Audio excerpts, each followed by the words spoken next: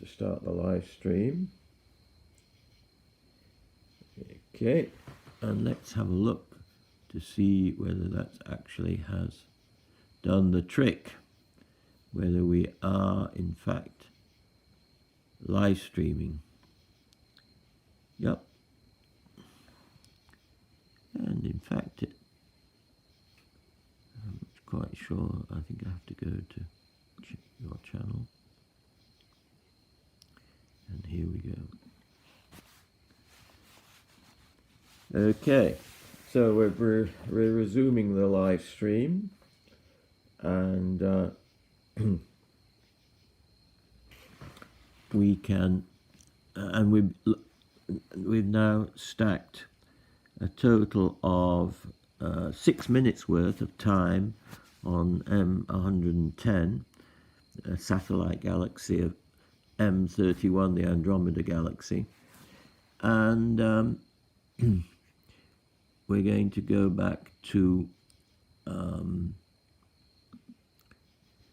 the picture here so that you can have a look at the Wikipedia version and compare it to our current version.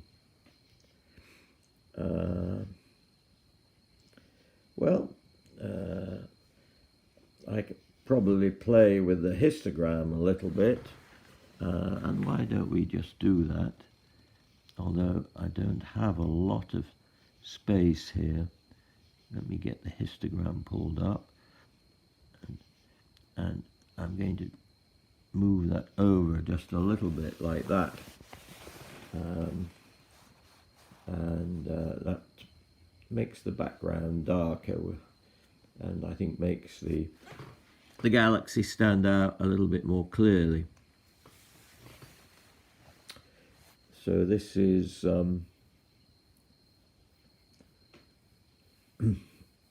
this is M32.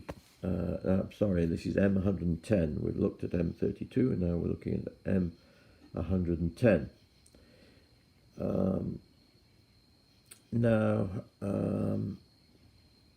Was there one other thing that I wanted to try and do here?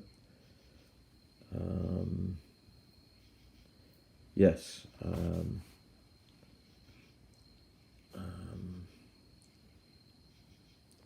I think we might now. Let's have a look here. Galaxy. Trying. Now we're going to go to from M32. We're going to go to M33, which is the Triangulum galaxy, and that should also be visible. So we'll stop our stacking here, and the current image has a total of 8 minutes of exposure, which is not too bad for this little mini galaxy. Let's take one last detailed look at it. Okay, and I'm going to download that image, and then we're going to go to back to the preview mode, and we're going to go to M33 on our list here.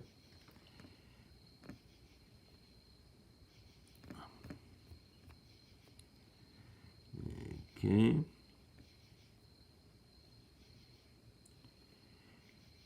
M33, the Triangulum galaxy. And we'll go to that, and it should be fairly visible tonight. I should have looked to see exactly how well positioned it is by looking at the list, but we'll see in a moment. The telescope is moving to that position, and in the meantime I'm going to pull up on my computer screen the Triangulum galaxy, and I'm going to show you that image, and then we'll have a look. Well, here is our initial short exposure of the triangulum. It's there, but it's very faint and fuzzy. So we're going to switch to the live mode, and then we're going to start our first 30-second exposure. But while that's happening, I'm going to switch over to the Wikipedia image. Come on, come on, come on. Why is it not going over there? Must have made a mistake somewhere. There's the triangulum, yep. Okay. And there is the Wikipedia image of the triangulum. Quite a pretty structure. And it's called the Triangulum Galaxy because it's in a very small constellation called the Triangulum, because it's an elongated triangle. So we've already got our first stacked image here, so I'm going to show that to you. And I'm going to remove the background here. And you can sort of see that's what it's going to end up looking like. And interestingly, you can see even some of the colour. I'm not using any filter here. This is a colour camera, but no filters. And we're already starting to see some colour emerging. Now, maybe we can click on the Wikipedia article and get a more detailed image, although it takes a little bit of time to load. And there's a lot of stuff going on here, messages going back between the telescope, the computer on the telescope, my iPhone, which is controlling the telescope, and the iPad that I'm using switcher to do the live stream, and finally my laptop computer where I'm looking at the images, and I can, for some reason, it's not loading the images of the triangle. And let me have a look further down here.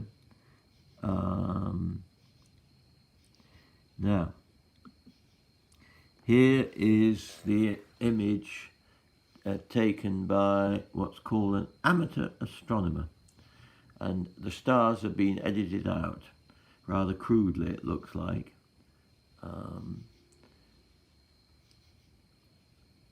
And I think my image, let's see whether we can expand on that image a little bit here.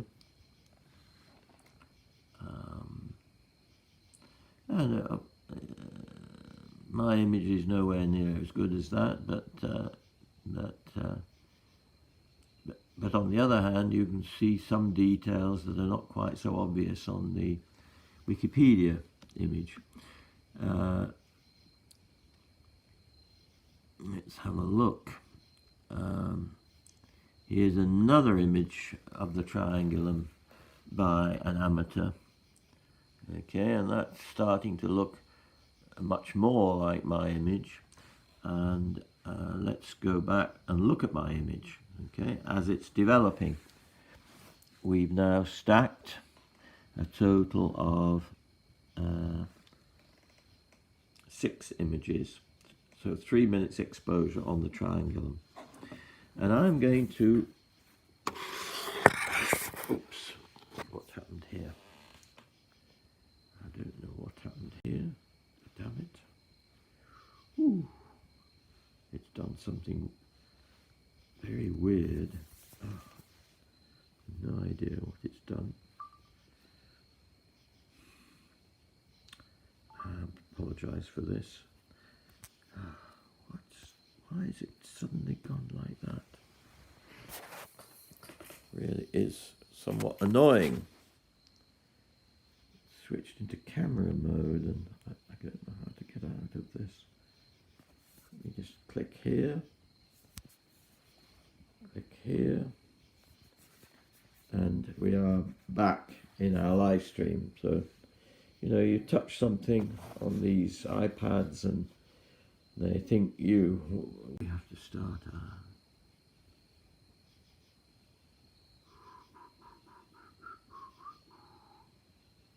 Looks like it's resumed the live stream, but it's not got the. There's our image of the Triangulum galaxy that's gradually building up. Now, what I was trying to do was to bring up my pointer, and this time it doesn't seem to be causing problems. So let's have a look, if we can, at the various features of the screen here.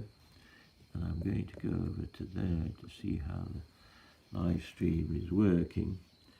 So down here we have what's called a histogram, and with that I can choose what range of pixels I'm going to show you.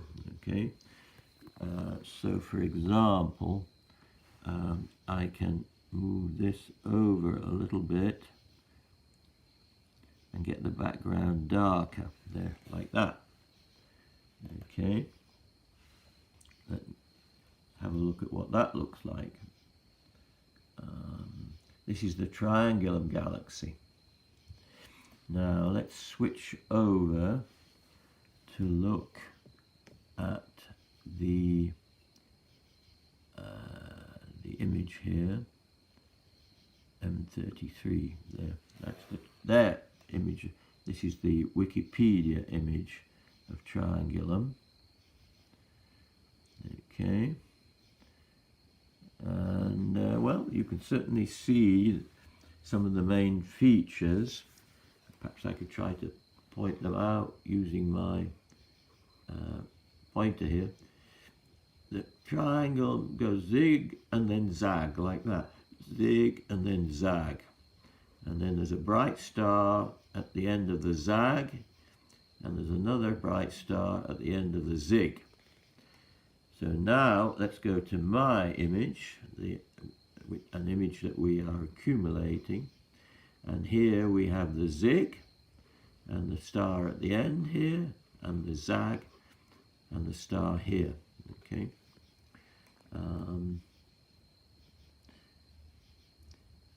Now we're starting to run into stacking errors. We stacked 11, but we've ignored 4, and that may not get better as we go on, but 11 on the Triangulum is not too bad. And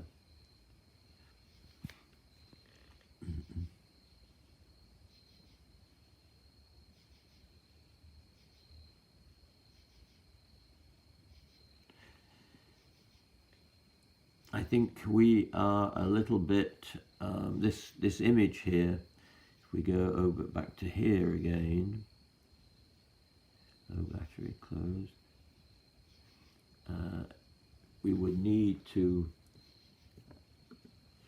zoom in a little bit, and now we're starting to see a lot of similarity. I can zoom in even more. There we have it. Okay, so let's toggle backwards and forwards between the Wikipedia picture of the Triangulum galaxy and mine. So this is Wikipedia, and this is mine. Wikipedia and mine.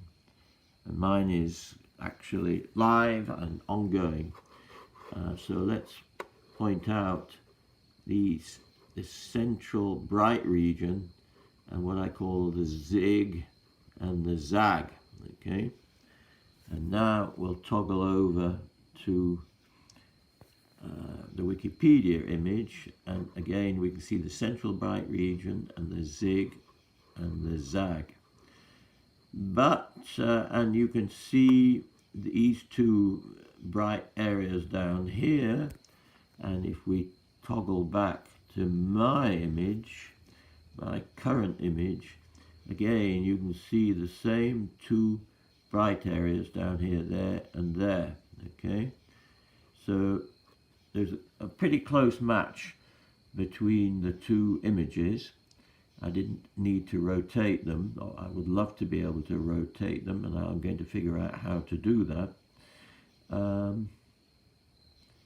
But my image so far, this area is rather faint, and if we toggle back to the Wikipedia article, you can see that this area is brighter. Okay, and now I'll toggle back here. So this is quite nice that we can go backwards and forwards here, and this area there doesn't look like a star. It's a little clump of stars, I think, in the galaxy itself. I'll put the red spot just above it, and now we'll toggle back and look at the other image, and again you can see it there. Okay, fantastic. Okay, so that's enough for the Triangulum galaxy tonight. I'm going to stop my stacking like that. I'm going to go back so that you can see my image, the one that I've been taking, and we'll take our last look at Triangulum. There it is. Okay, and I'm going to make sure I've downloaded that image there. Okay, and we're going to go on to another target, completely different. We'll go to preview mode, and I thought we'd have a quick look at a star in the Andromeda galaxy, Almach. So I want to go to preview here, exit, and we're going to go to our list of stars. By the way, looking at this, you can see that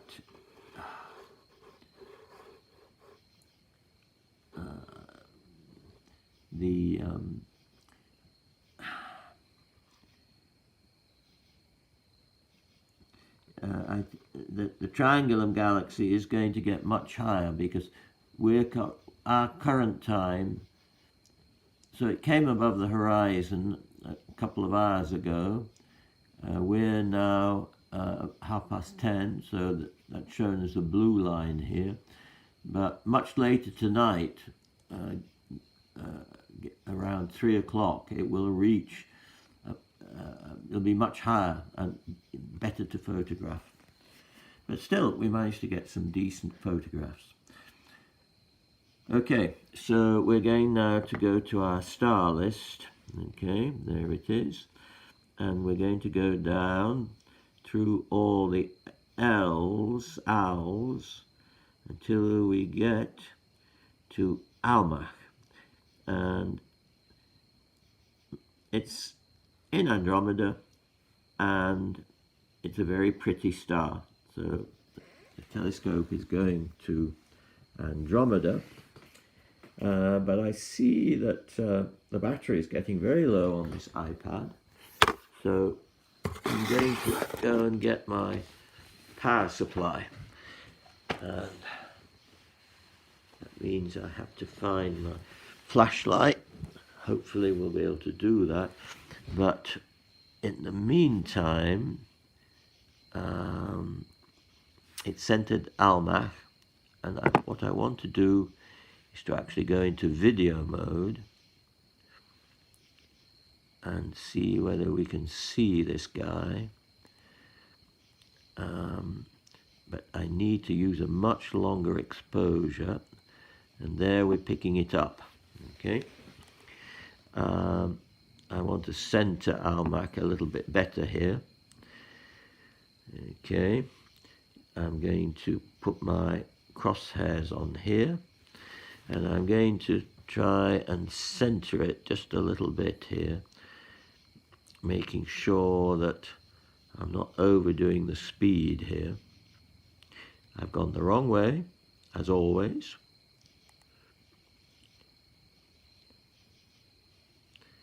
And it's getting closer to the center.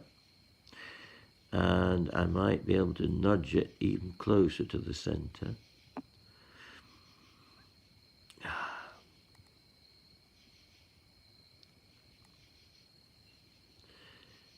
Okay, so I'm not quite getting this right. That's close enough. Okay, get rid of the crosshairs and increase the magnification so you'll start to see what's special about Almach. I'm going to go to the maximum magnification, and very pretty. You can see the big yellow star and the little blue star in Almach. I might try and get the exposure just a little bit higher. Gain, bump up the gain even more so that it'll be even clear. Quite a nice view of Almach while I go and get my power supply.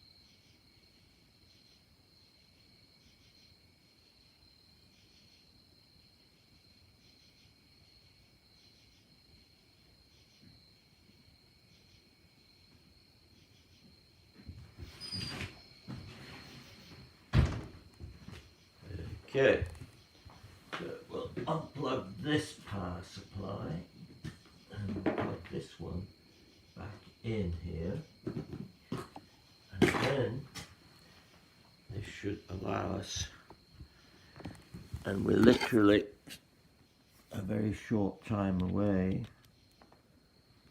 from losing power, but there, I've got it plugged in. We're down to 3%. And we'll have to see how well that works out. We're looking at the double star Almach in the constellation Andromeda. And I'm going to get everything here sort of sorted out.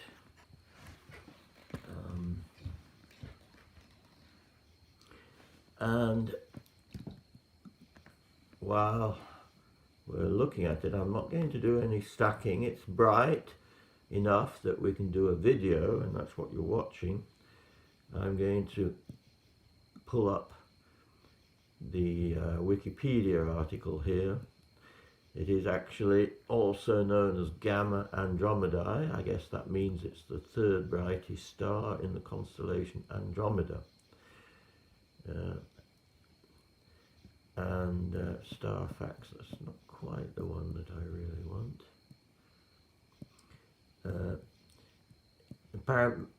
So let's go together and have a look at this here. Brightest point of light, third brightest point of light in Andromeda, magnitude 2.3, so it's quite bright. It's 350 light years from Earth. Okay, it is a popular target for stargazers because the main components form a striking contrasting pair, like Isar in Bootes and and Albireo in Cygnus. However, of course, the stars in making up Albireo are quite a bit further apart. I think here it's only 10 arc seconds apart. Okay. Now, here's a picture, and quite frankly, it's rather disappointing because you can't really see the other star there. Let's see if we can find a better picture. Images. Let's have a look at images here. Well, and there you are. That's quite a nice image. And we'll click over there. But of course it's a static image. And you can compare it to my image, and I can even set it up so that it looks almost identical. There we go. However, what's interesting is that if I adjust my image to match, that's my image, my video, and their image, and clearly we've got the separation almost exactly the same, but in my images the star is widened because I'm using quite a long exposure, and I'm not stacking. If I were to stack these images, it might look a little bit more like if I were to do a lot of short exposure and then stack them. It should come out like what you're seeing here. Okay. So I'm toggling backwards and forwards between the live output from the scope in video mode at 50 frames per second. I think we've got running here. Let's have a quick look. It's actually, although it's a 50 millisecond exposure, the frames are only, well, they're 20 per second, which is what you would expect from a 50 millisecond exposure. So that's good. And because of poor seeing, the stars are somewhat distorted, as you can see. And I may have a little bit of a collimation problem, but that's not too surprising. Okay. So this is Almach. Now, while we're looking at Almach, it might be interesting to compare it with Albireo. So now we're going to slew to Albireo. Okay, and I believe I can do this without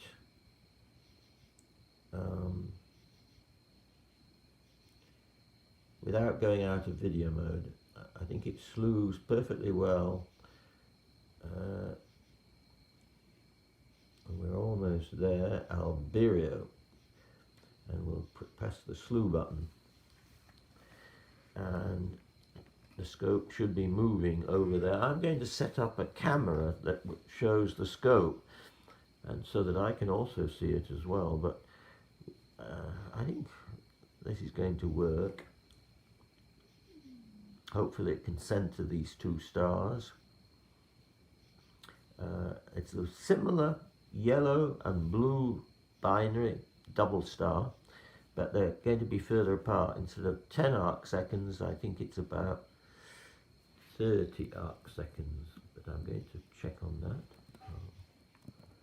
Here we go.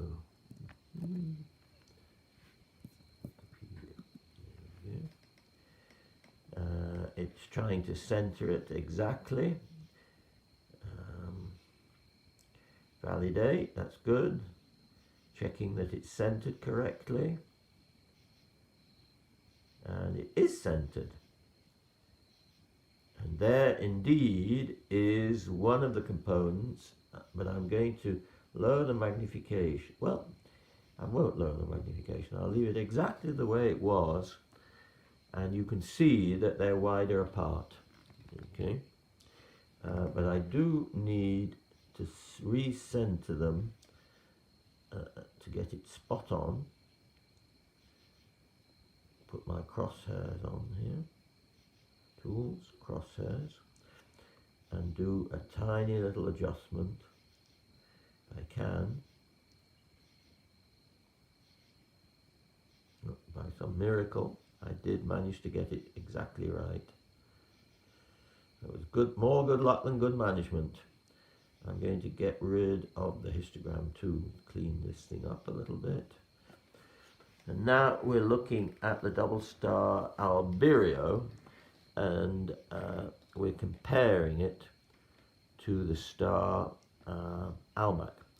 And I think you can also see that my focus is no longer spot on. It was spot on earlier this evening, but we're seeing a little bit of an annulus here, which telling me that the focus is not great. So I think what I will do is, first of all, to make it a little bit easier to see, I'm going to try and bump up the gain a little bit more.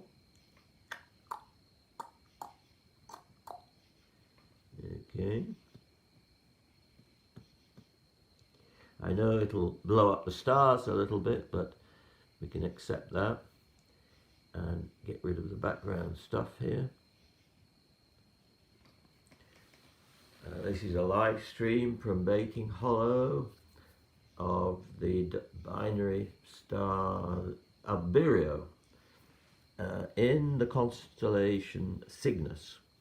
So it's more or less overhead, where conditions are quite good, but a little bit out of focus. So what I'm going to try and do is to take my other phone here. Let's just have a look on the phone here what the battery situation. No, it's still good on the phone. The batteries are still good. Let's check on here and I'm going to go and try and adjust the focus on the scope. I have removed the automatic focuser for various reasons, so I have to go out and actually go to the scope, and I have to find out where I put my phone. There it is. Good. So we're going out to the phone. I'm going to try and adjust.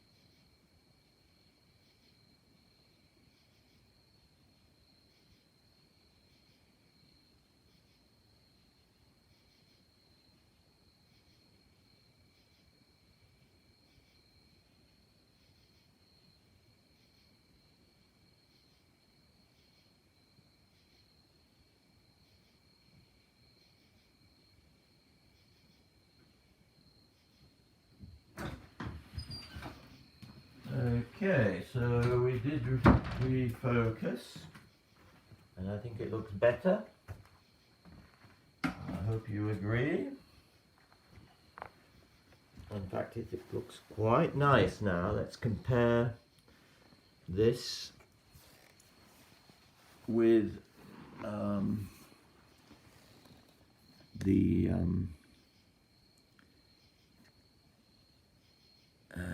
where's Alberio? There we go.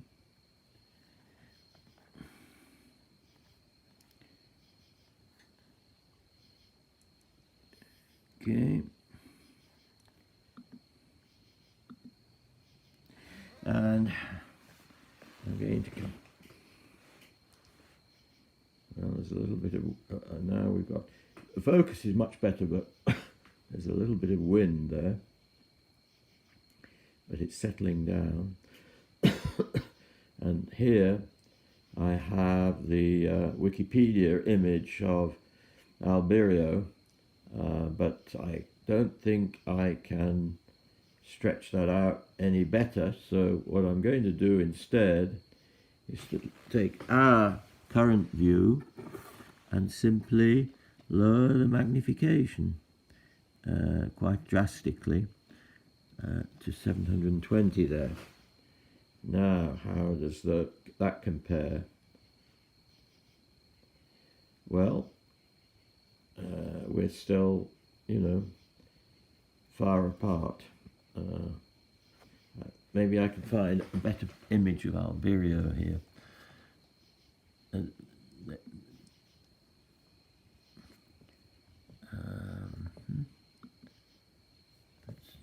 We'll look at these images again in a little bit. There doesn't seem to be here a better image. Let's go back to my image. There you go. And you can see how very nice it is now that I've got the focus correct. I think part of the problem is that we're now pointing the scope more or less vertical up to Cygnus, which is overhead, and that shifts slightly the focus position, but that's okay. Is it possible that we could find another video just like mine on YouTube? Let's give it a go. Okay, YouTube, and we'll pull up YouTube here, and we'll click on Alberio. Is there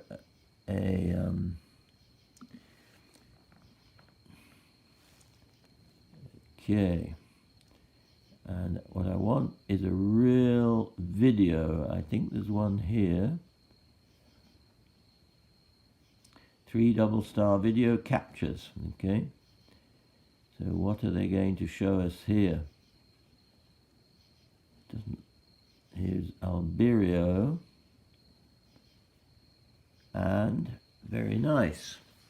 So I'm toggling back now from mine to the one that's on YouTube, and they're almost identical. Here is the one on YouTube, and here is mine. Now let me see if I can tell you who made the double star video.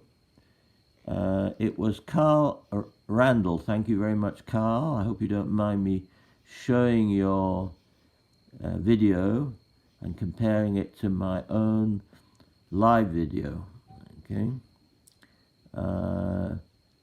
and this was imaged by Carl back in 2015. Okay, so let's swap, and here's Carl's image. Let me put it into full screen.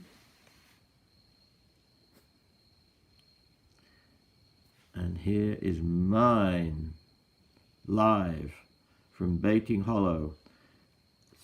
on September the 11th, 2000. Now he's going to show us Corcaroli, and I have, so in fact I'm just going to go back, and that's another very nice double star too. And then Izar, I think Epsilon Bootis is Yoshua. I mean, I'm not going to show you those because I do want to show you something completely different, but this is quite nice. This is my image, and this is his image, and in fact mine is actually better. It's got a darker background. For whatever it's worth, they're both beautiful. Let's go back to here and toggle back. YouTube,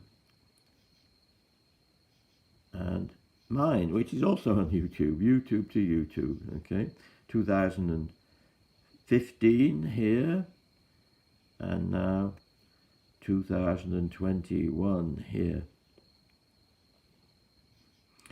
So this is the Albireo-Briney star cluster, not star cluster, binary pair, and I'm now going to try and show you what in some ways will be the climax of live stream tonight, I hope, and that is the planet Neptune, a very distant, faint planet, but nevertheless it's in quite a favorable location. So let me get back into here, name stars, I don't want that. Come on, why can't I pick up? This is a little bit annoying.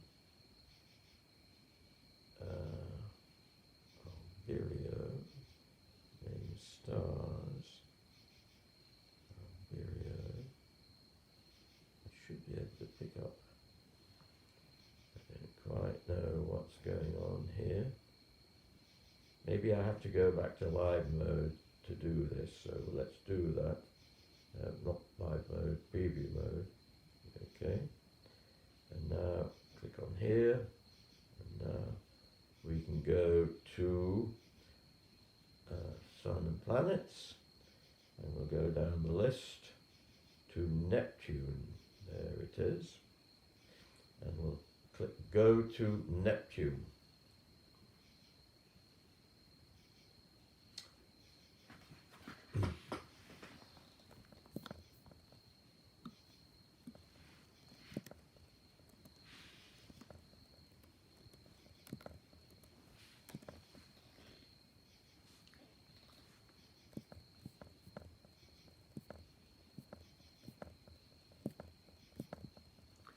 And I'm not seeing a video live footage of Saturn, Uranus and Neptune. Well, that's nice. So somebody does have footage of Neptune, and I'm going to try and find it here. There it is, I think.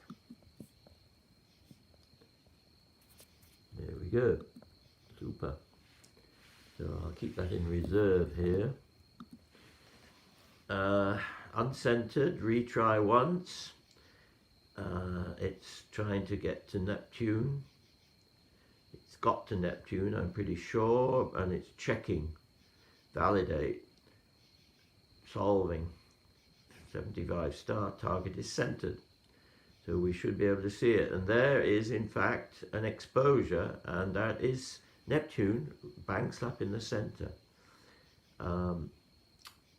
And I can zoom in on it, and I believe that little planet next to it is that little white thing next to it. I believe that is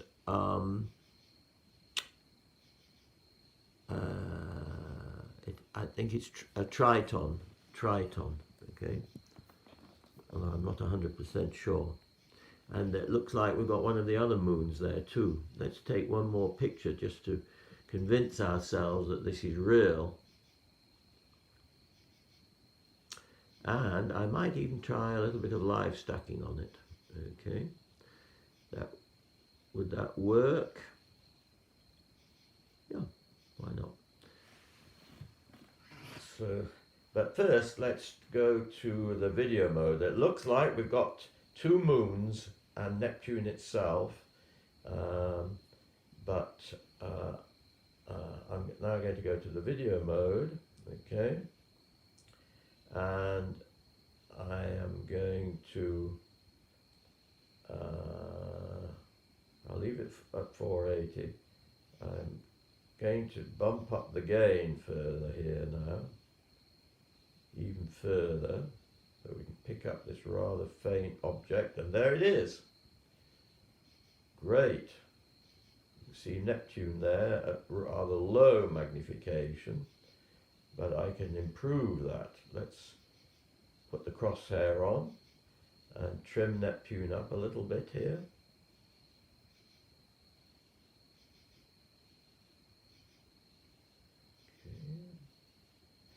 Doesn't look too bad. Take the crosshair off. Pretty well centered. We'll go up to maximum magnification. And let me make sure. Yep. So you're looking at a live video view of Neptune in Baiting Hollow. And we've really pushed the gain on the camera up to the maximum because, of course, this is a fairly faint object. And even with this full gain, I can't actually see the moons, the two moons that we saw in the still image. However, I still do have tricks up my sleeve here, so we can actually push the exposure quite a little bit higher and still get a reasonable video. Let me go up all the way to 200 milliseconds. Of course, that will slow down the frame rate, but it's still not too bad. However, I'm not seeing, oops, we're looking at Neptune.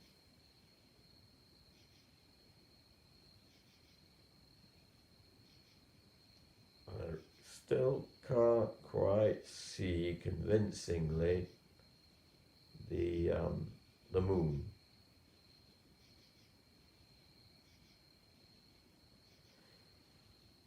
Okay, but nevertheless it's a very nice view of Neptune. We're updating the image every 200 milliseconds.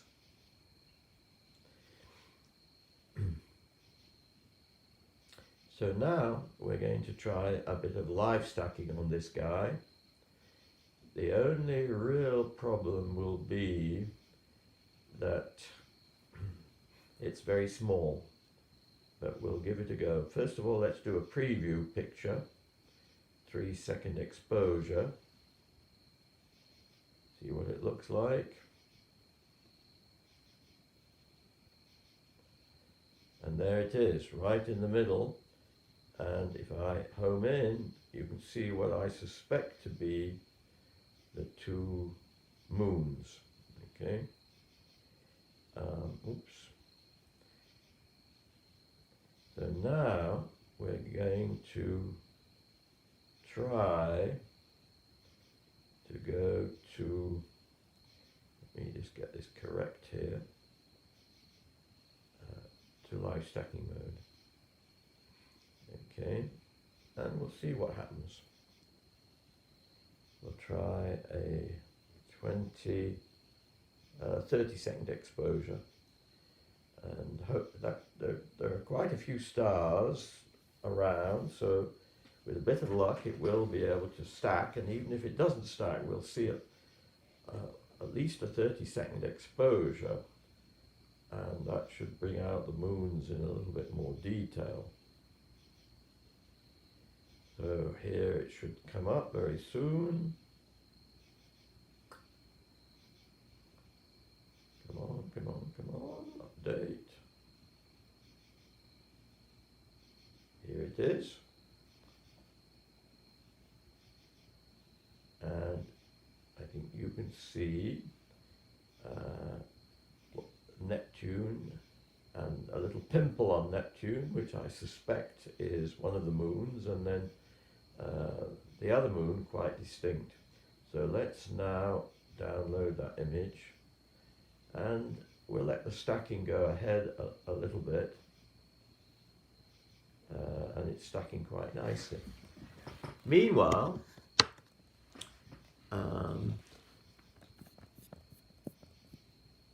I think I did show you, did I show you the video? While that's continuing to stack, I'm going to switch the view to a YouTube video of Neptune, and I'll tell you in a moment who took it, but it's very similar to my own video. He's gone, no, what was that earlier one? It may have been Uranus before.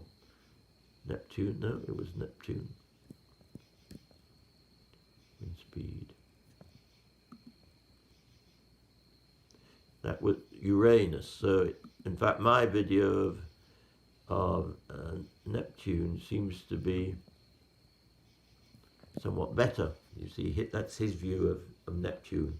4 billion light years, 4 billion miles away, magnitude 7.8. All right, so what I'm going to do while let's have a quick look at Neptune and the current state of the live stack. We stacked 3 images, and it's quite crisp, but it failed a couple of times too, so that's not too surprising. I'm going to Stellarium. I'm going to go to Neptune on Stellarium.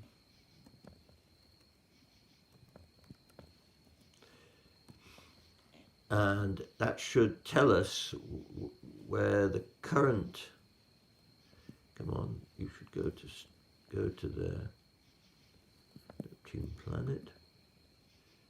Yep, shifted over there, I see it. So, well, I'll put Neptune up here again.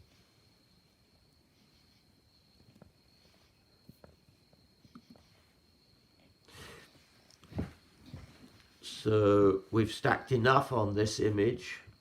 We've only got 3 stacked, but that's not too bad.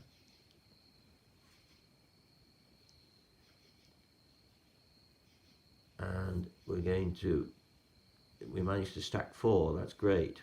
Okay, take the image there. And now I'm going to switch over to the Stellarium view. I don't want that to show it, we haven't finished yet there. So, and over here you can see Jupiter, which we'll be looking at in a moment, the constellation Aquarius. I think this is the constellation Pisces there, Pisces, and here is the location of Neptune. However, I now, so we're looking at the southern sky, low down in the southern sky, Jupiter, Aquarius, Neptune. Neptune is the 8th and furthest known solar planet from the Sun. And there's quite a bit of information there. And the magnitude is only 7.8. But what I want to do now is to zoom in until we can actually see Neptune, and hopefully we will see its moons. Triton, there it is. And that's, I'm going to close here, and I'm going to compare that with the picture that we just took using stacking. Okay. So there are two possibilities here, and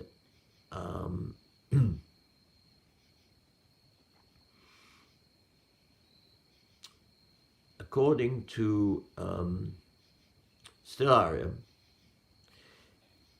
and I'll go back to the Stellarium view, and there's Neptune, and there is Triton, and then there's what appears to be a star, okay, because it's not labeled. And that suggests to me that maybe what we're looking at here is, if we go back to our image, oops, made a mistake. If we look at my image and bring up,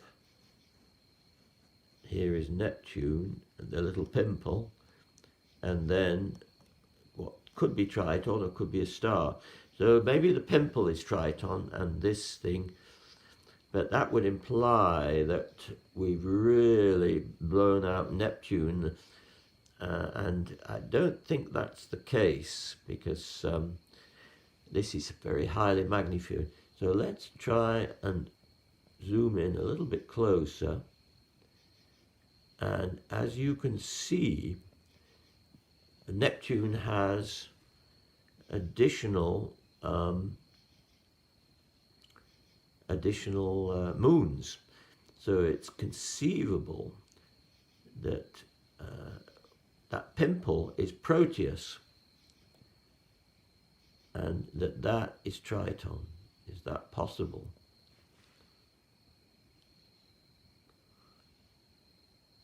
Difficult to tell. Difficult to tell.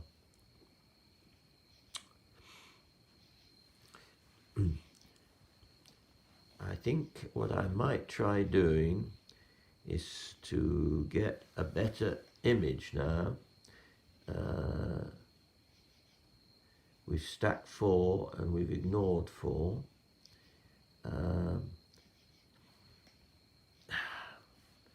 I can't really do much about any of this.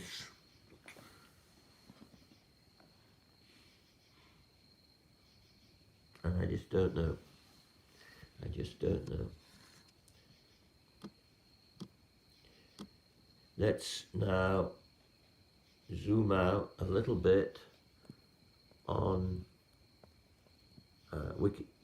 Stellarium and have a look at some of the nearby stars here and see if we can match them up.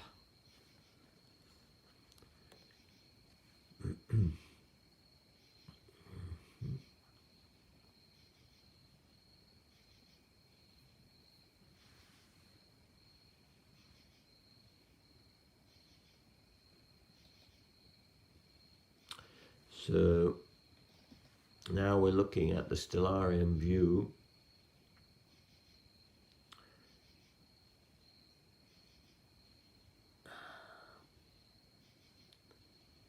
And it's a little bit difficult to match everything up.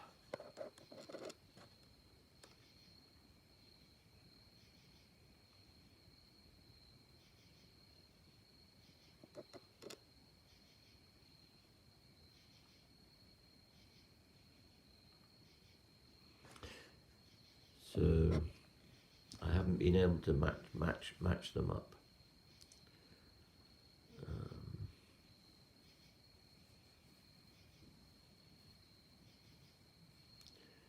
So let's go back to our still of Neptune, and now let's go back to our video view. Okay, so we go from live to video, we exit, and there is Neptune, and we'll go to the maximum magnification there. So you're looking at Neptune far, far away. I'm quite sure why it's upside down.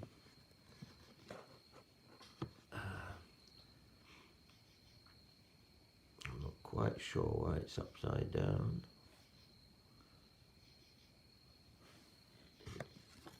Let's try turning this around here.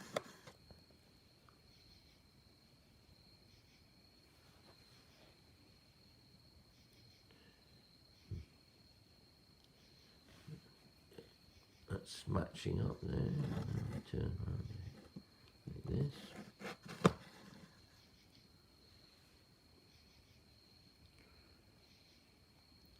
Well, it's an odd business.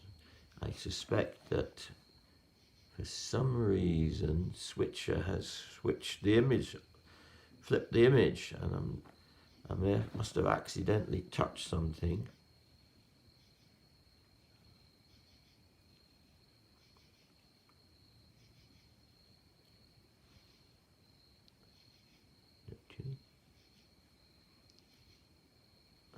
But I don't know. I don't quite know where I made the error. Anyway, it doesn't really matter, because upside down or right way up, it doesn't really have much meaning when it comes to astronomical objects. So enough of this. Let's now have a look at Jupiter, which is much brighter and much easier to see. So we go to our list and we're going to Jupiter, and we're going to slew to Jupiter. And while that's happening, I'm going to it probably won't be able to pick out the stars, because Jupiter is so bright it'll drown out all the stars, but we'll give it a go. Give it a go. I don't know why it's switched this around here. Sort of an odd business, isn't it? So what is live view? What is it?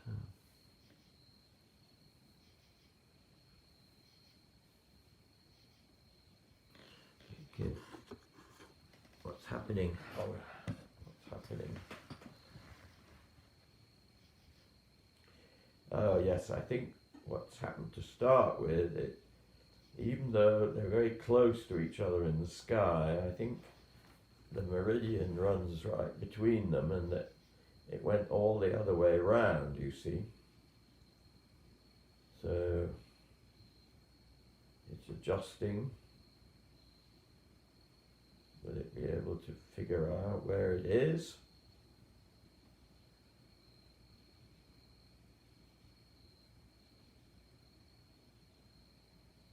Target is centered. That's great news. And there it is. That does indeed look like Jupiter. Incredibly bright, because we're incredibly overexposed, and we're also incredibly over magnified. So, and there is one of the moons of Jupiter. We'll go down with our magnification even more, because I want to pick out all 4 moons. And there are a couple of background stars there as well. How is that showing up? It's showing up good, but we need to readjust everything a little bit, recenter. So let's try moving Jupiter in that direction to get it onto the diagonal, not too much.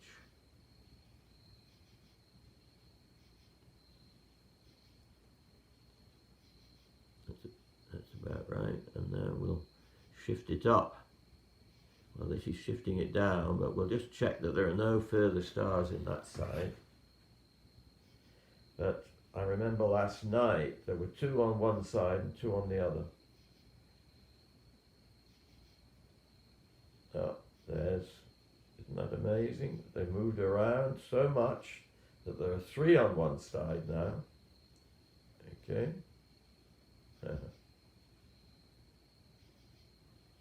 And it's difficult for me to get them all in, but we'll try. Going the wrong way.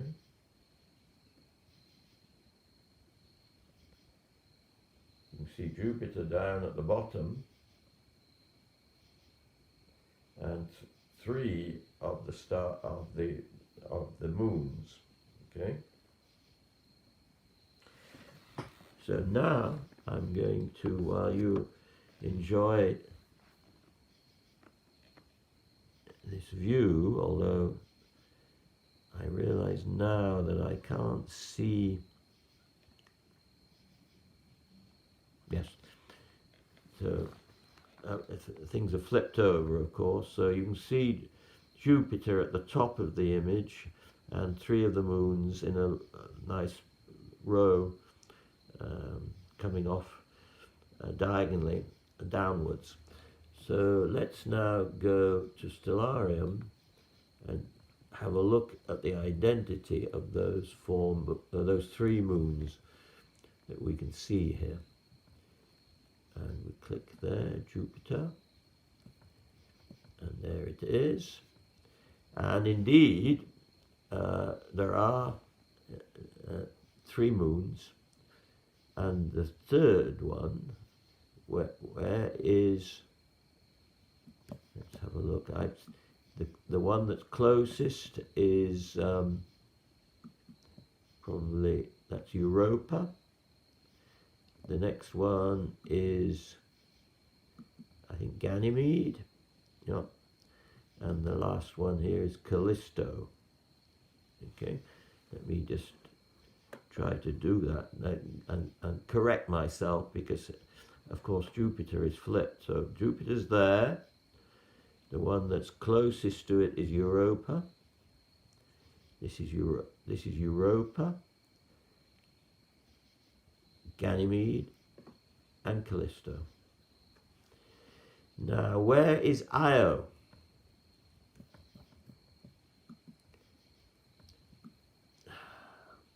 Not in that direction. Nothing in that direction. So there's a moon called Thebe, which is very close, but I'm not seeing Io. So Io must be hidden behind Jupiter. Let me zoom in a little bit. Ah, yes, I can now see Io is actually in front of Jupiter and is casting a shadow on Jupiter. So what that means is we now need to center Jupiter and have a closer look at the planet itself. We've looked at 3 of the moons, Europa, Ganymede, and Callisto, and now we're going to center Jupiter and have a closer look. So let me try moving it this way or this way.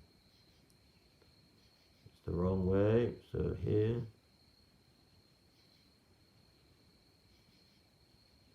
Moving it up, moving it up, moving it up.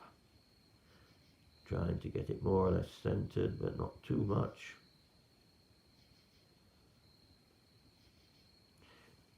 Pop the crosshairs on, it's always helpful. We're very close, so that's good enough. And I'm going to bump up the magnification somewhat, not too much. And I'm going to get rid of the crosshairs. And I'm going to reduce the gain, which is far too high to see any details, and it's actually blowing up Jupiter, but I wanted to see the moons. And with my telescope, I haven't really been able to clearly see. That's not the one that I wanted to do. I wanted to do this guy here. Apologize there. Okay, we're lowering the gain, trying to pick out some. And we're almost there, and it's nice, we can see the bands.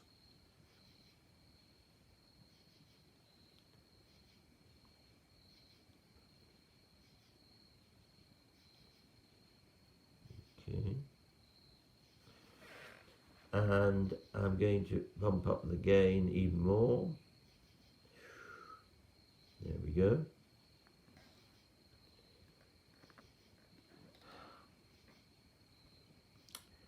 And it does look to me as though there may be a dark spot in there, but I'm going to have to adjust the position to get it a little bit better. I'm slowing up my, oops, very tricky on the iPhone.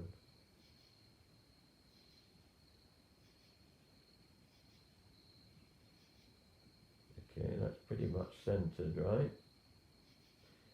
And let's go for even higher magnification. Very nice view of Jupiter tonight, and I do think we can see between the two main bands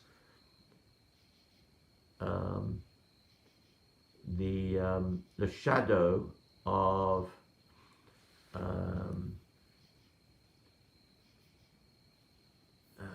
let me make sure that I have that, the shadow of Io.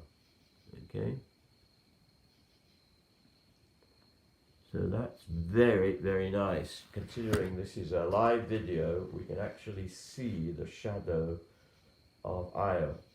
And I'm going to start filming this. Would you like to access your photos? Allow access to all photos. There we go. And first, I'm just filming it as an MP4, I think. Let's have a look at that. Yes, MP4. And then I will do AVI. This is the best view of Jupiter I've ever had in my very short astronomical career. It's really quite stable, very little wobble, even at the highest possible gain. The two main bands are beautifully visible, and between them you can see a small spot which Stellarium strongly suggests is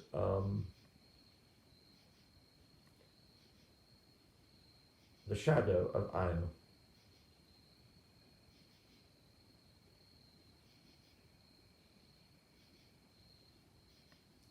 We're live streaming Jupiter from Baiting Hollow. And these views are through my 6-inch reflector. It's a Celestron 6SE Schmidt Cassegrain. It's quite a small scope. The camera is an ASCII 294 color camera, and it's cooled. Okay, a little bit of wind, but not too much, and the seeing is very, very good. And you can see a little dark spot between the two bands, which I'm pretty sure is the shadow of Io. It's not quite as sharp as I'm seeing. So let me show you now what I'm wittering on about. This is the Stellarium picture. Can I adjust that slightly? get it over here a little bit. I'm not very good at this. I don't think I can do that on Stellarium. Let's see if I can move it over here. Ooh! Go back to Stellarium. I want it to move this over here a little bit. Can't really move. Okay. They're actually what look like two spots, but I think one of them is Io itself, and the dark one is the shadow, and I think what we're seeing is the shadow of Io. So we've taken quite a long video there, 3 minutes. Wow, time just flies when you're having fun. It's saving the video. And what I'm going to do next, once it's finished saving that video, is to take an AVI video, which is a more detailed and bigger file, but let's go for it. Okay. It's taking the AVI and it's taking it at 21 frames per second. What is my exposure? It's about 50 milliseconds, so that's exactly. Gain on the camera is 125. We're cooled down to -10. So we'll just run the AVI and enjoy this fabulous picture of Jupiter. I can't believe it. It's so nice. I think it's partly because I got the focus spot on with that second adjustment.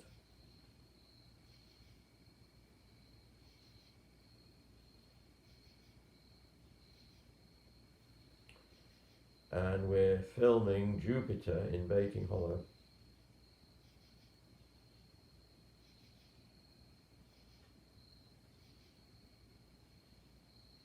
And remember, earlier we overexposed Jupiter and we managed to pick out 3 of the moons.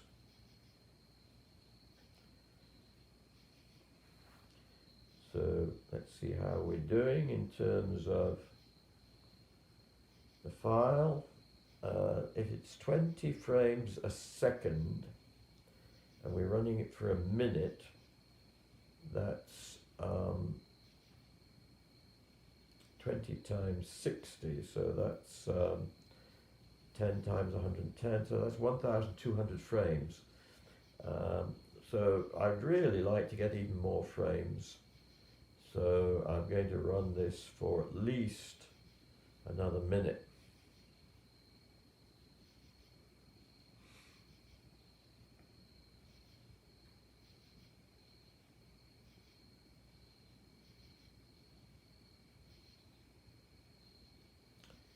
Jupiter in Baking Hollow.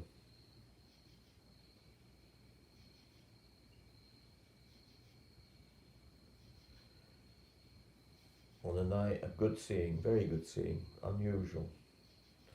In fact, I'm going to have a quick look now on my other phone at what the seeing actually is tonight. Where did I put that phone? I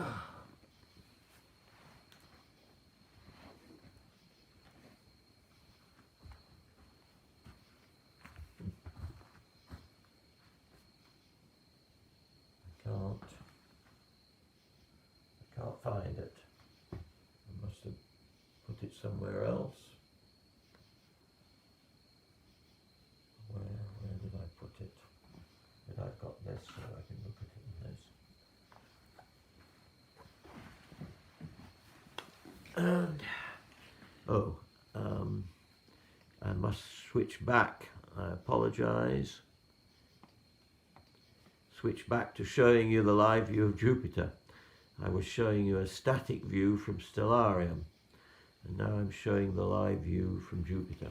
So I'm going to stop it,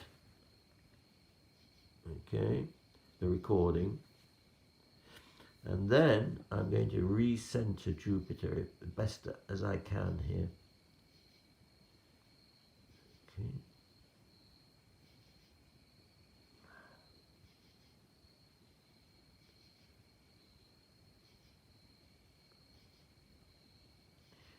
wrong way, of course. That was predictable.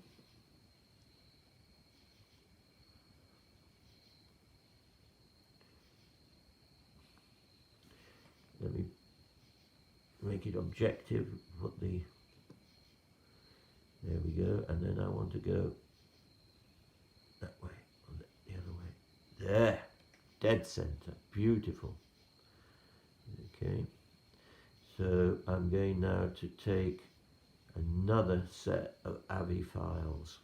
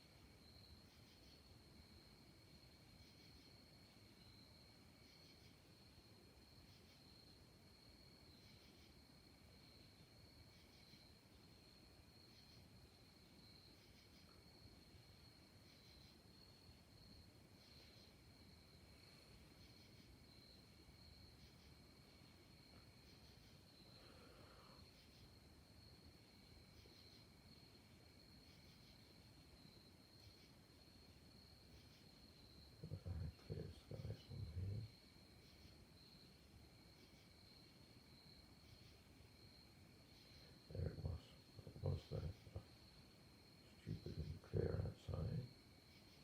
Loading.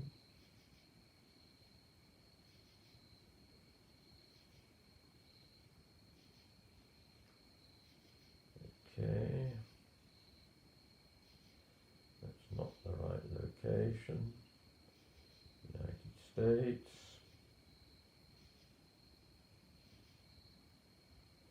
Cape Elizabeth, that's not the right location either. Location, United States.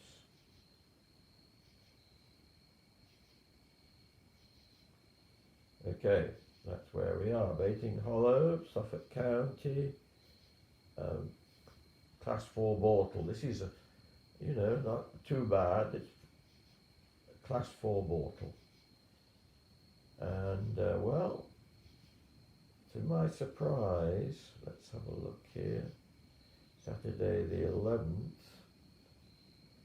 No, it's indeed the seeing, as we get close to midnight, has gone from, it's quite high, it's good, it's 80, and it's going to stay at 80, although some cloud is going to roll in, unfortunately. So let's make hay while the sun shines, so to speak, or the moon shines. The moon has drifted off a little bit there, and I am going to stop the video. So now let's see whether we can pick up at a lower gain a hint of the other moons. I'm going to increase the gain here.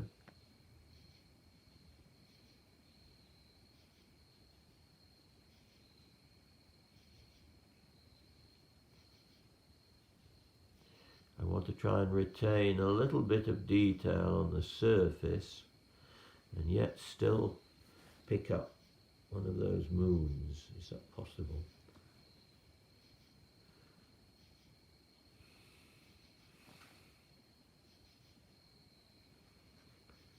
Okay, let's go even further out in terms of magnification.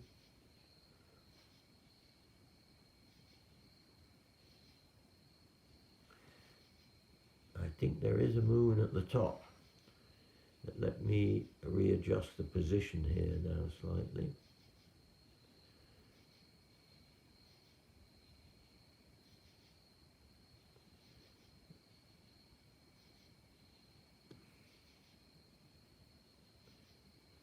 Okay. Did I overdo it? Is it drifting off?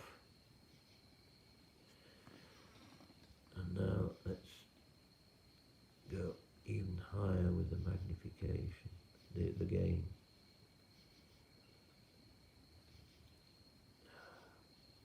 And now we can pick up the two of the other moons, faint, but they're there. I'm going to readjust the position, so now I know exactly where the moons are.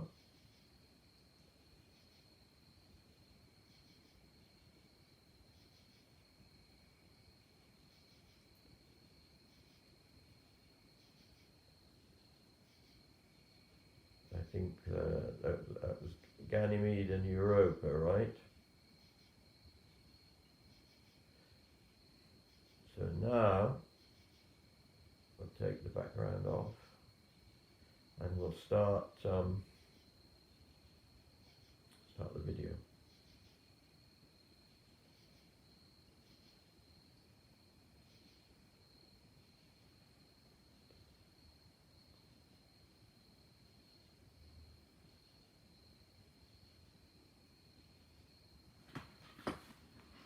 So can you see what I'm doing? I'm trying to pick up the two moons.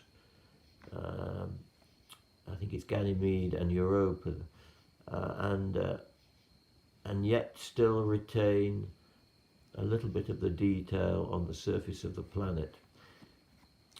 But I actually think now that I would be better off with an even lower gain.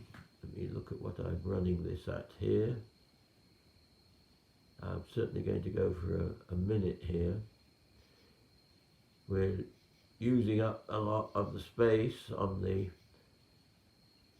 memory, on the hard drive, on the telescope, but that's okay.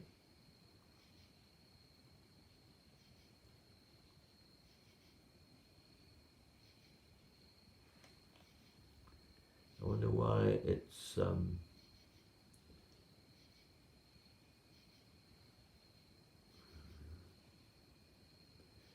slowed down somewhat, but that's okay.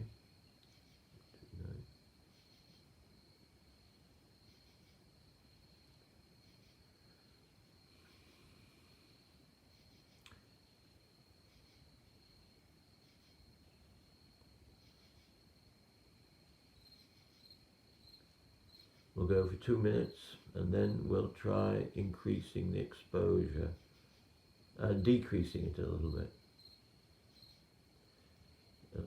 so that the moons are very faint, but nevertheless, if we can do some stacking offline, we might be able to get something out of it.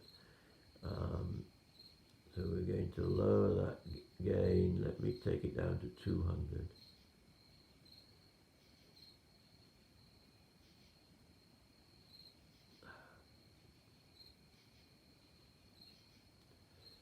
Okay.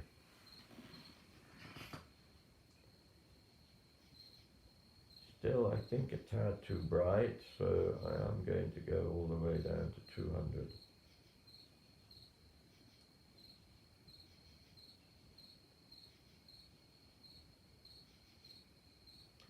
There we go.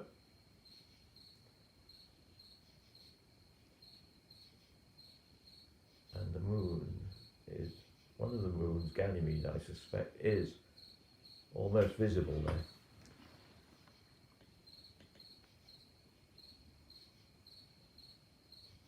And the rings are almost visible on the moon.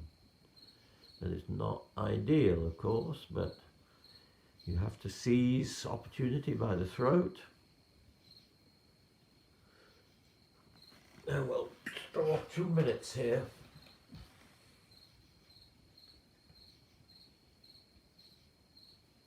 And then I'm going to try and have a quick look at Saturn.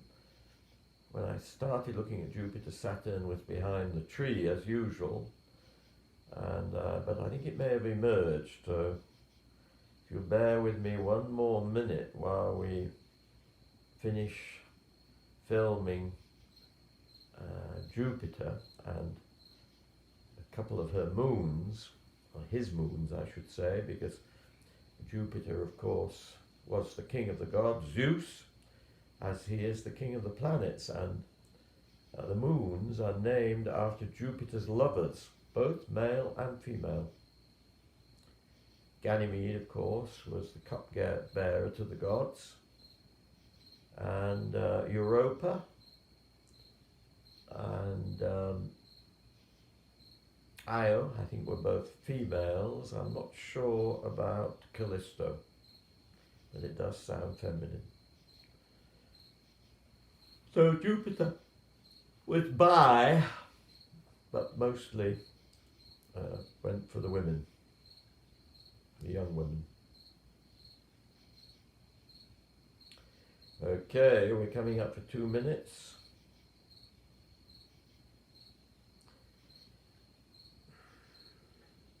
That's good. Stop the filming. And now we're going to go to Saturn. Let's have a look here at our list. Looks like Saturn is almost past its peak, but that's okay. Here we go. And meanwhile, I'm going to pull up on Stellarium a picture of Saturn, so that I can perhaps identify the planets, and we can have a look at that too. And in fact, while it's doing all that, let me show you the image. We're hoping to see something like this. There's a whole bunch of moons pretty close in, but we might be able to pick up Dion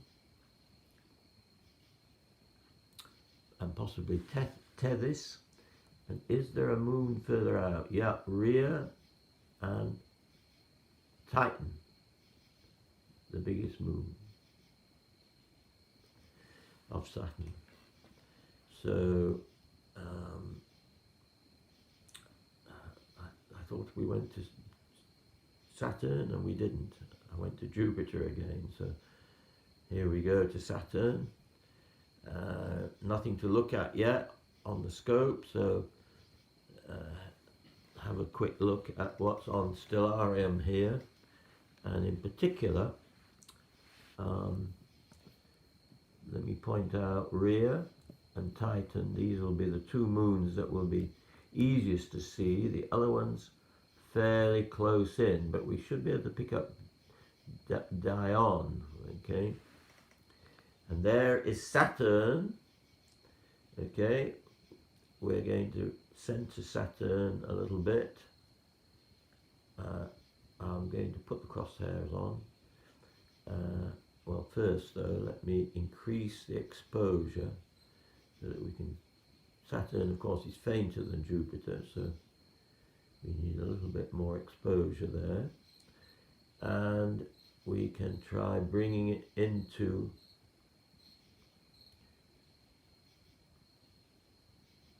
the center of the field.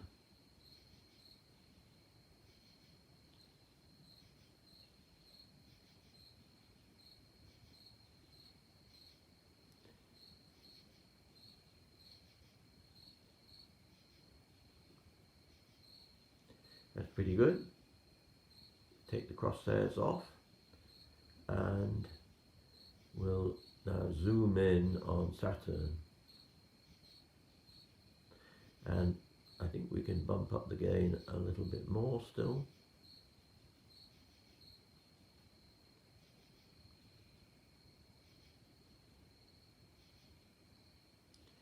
And it is a very nice view of Saturn. And we're going to take the Aves. The Aves. Yep.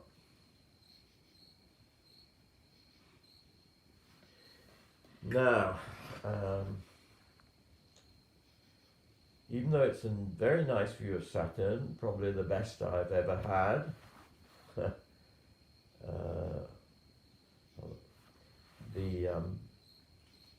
I really need to increase the magnification more. I would love to pick up the Cassini division between the inner and outer ring, and that is not often visible on a live video with a small telescope.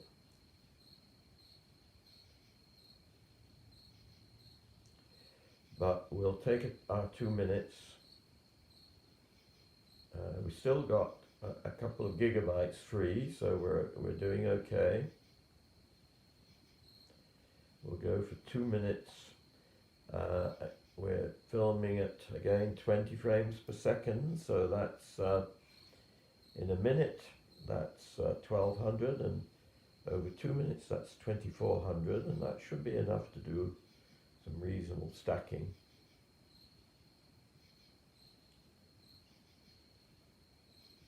One minute and 30 seconds. Oh, I'm really starting to get tired, so this will be it. We will have a quick look for the moons of Saturn. That means pushing up the gain.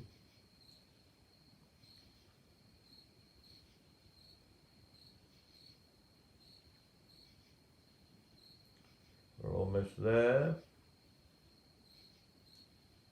We've got our minute here. We'll stop the video, and then we'll go up one more notch in terms of magnification.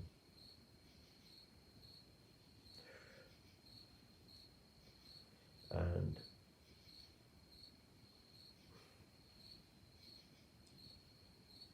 I can't see the division in the rings. The ring is beautiful, but it looks like a single ring.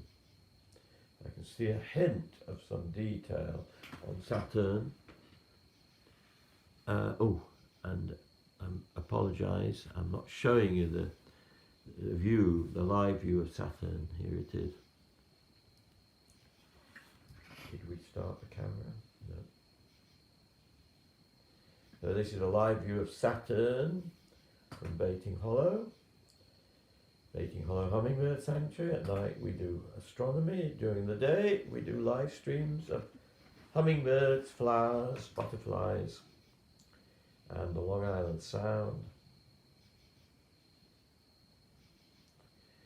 The telescope is perched on the bluff overlooking Long Island Sound. So to the north we have dark skies.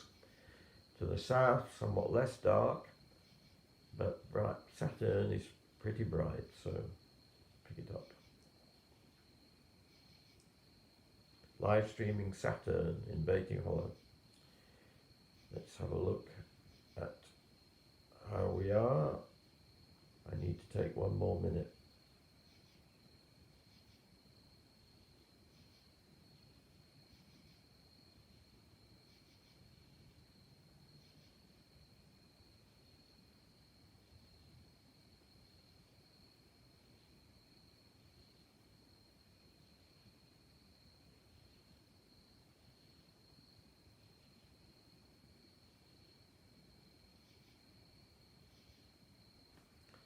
Are we there yet?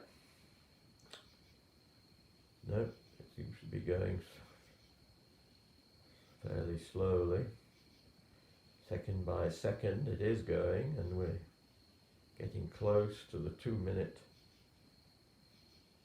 video that I want to store and try perhaps to analyze when I have time and skill.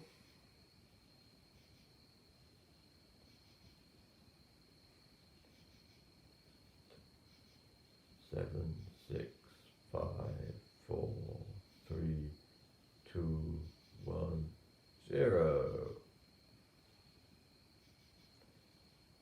And now, to try and bring out the moons, let's push the gain even higher. There's a limit to how far we can go, but we'll go for the max and see what we can see. Well, we can certainly see one of the moons, and it is definitely Titan because of the way it's offset. Okay, so I'm going to film this as well. Titan, Saturn's largest moon, Titan.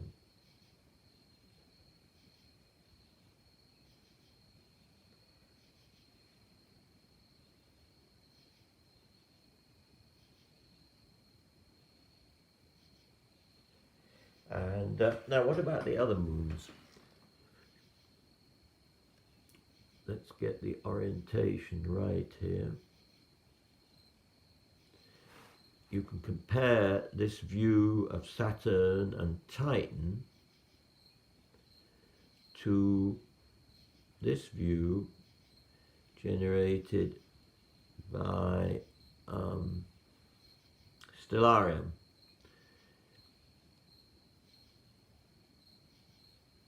And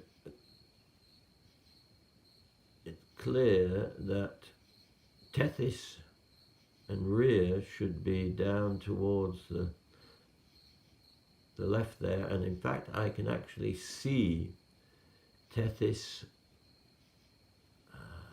No, I don't think that is Tethys. Let's go back to the video here. There is a moon, so let me just point out what we're looking at here. Here is Saturn overexposed, but you can see the general shape of the rings. There's a couple of pimples there and there, which presumably are moons, and here is what I suspect is Titan. But I can't be 100% certain. Let's now stop the video, and we'll lower the magnification so that if, in case I'm wrong, we might be able to pick out. You see, there's Titan again.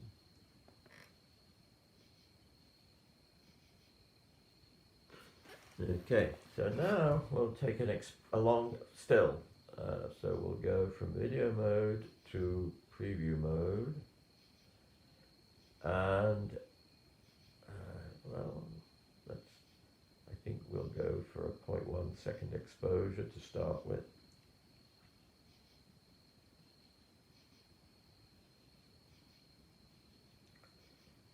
So what can we see? We can see a couple of the moons there, right? We can see Titan.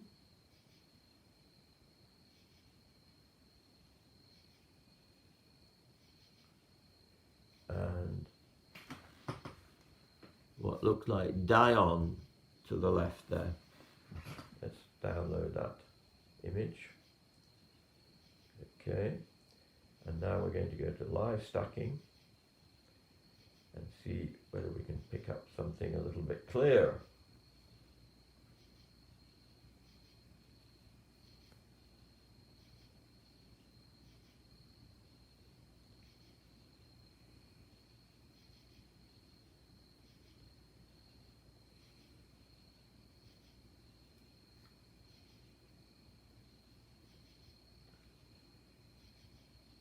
Okay, it should start loading that soon.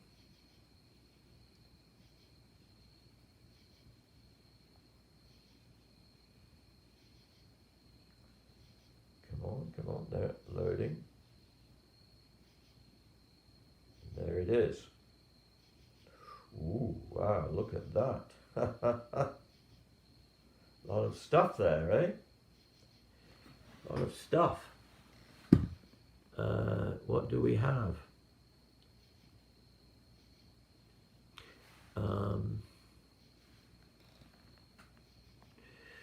What do we have? Well, we have a lot of stuff.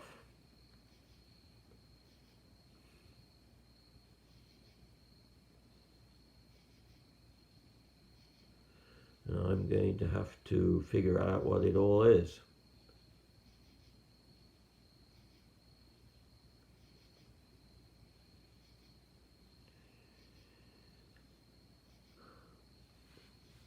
Let me just take that stellarium thing down a little bit there.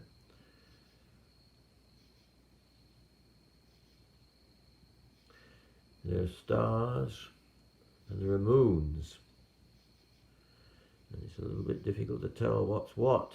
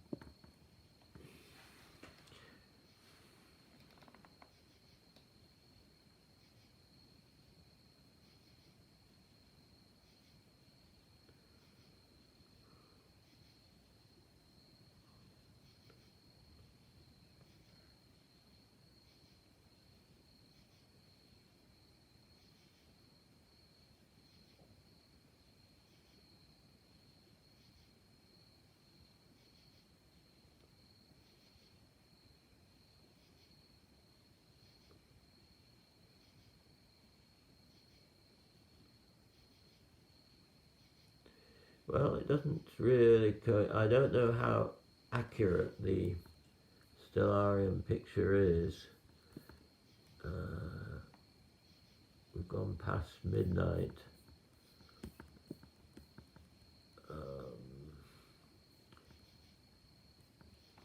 But it's certainly updating. Let's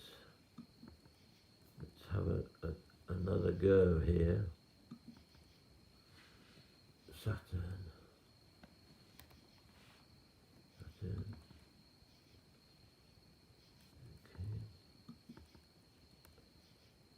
Titan.